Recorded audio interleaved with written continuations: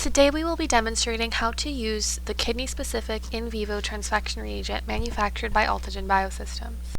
First, you must decide on a route of administration. Here we present a tutorial for tail vein IV or intratumoral IT injections in mice. Start by diluting 60 micrograms of plasmid DNA or 100 micrograms of siRNA into either 100 microliters of water for tail vein IV or 50 microliters of water for intratumoral IT administration. All water used is DNA RNase-free molecular biology grade water. Make sure to vortex the diluted transfection material before adding to a sterile tube with transfection reagent.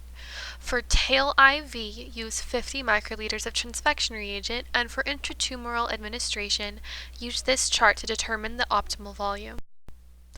Next, incubate the mixture for 15 to 20 minutes at room temperature to allow complex formation.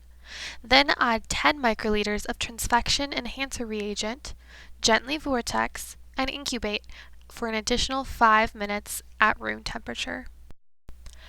If you are transfecting using intratumoral injection, you may proceed with the animal administration. If you are using IV tail vein injection, the final injection volume must be adjusted to account for animal weight using the chart as shown. Note that the injection volume increases 100 microliters per 5 grams of animal weight. Finally, if you are assaying for mRNA expression, it is suggested you wait 12 to 36 hours post-injection.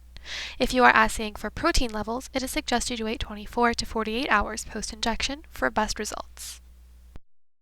Our transfection kit is designed for efficient delivery to organs including the heart, liver, lung, pancreas, spleen, brain, kidney, as well as various tumor types. We will now show several Western blot validations of our in vivo transfection kit. Here are the kidney, heart, lung, and spleen Western validations of our kidney-specific in vivo transfection kit. IV injections were used to administer mice with 3 different treatments. These blots show lamin A levels. We can see that only the kidney is affected by transfection, where scramble RNA as the control is comparable to non-treated subjects, while siRNA treatment results in silencing and DNA treatment results in overexpression. Here are additional Westerns featuring muscle, brain, liver, and tumor lamin A expressions.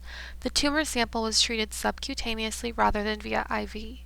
The same treatments of scramble RNA, lamin A siRNA, and lamin A DNA apply, where levels remain unaffected by all treatments in all tissue. Additional information about this product can be found on our website at altogen.com.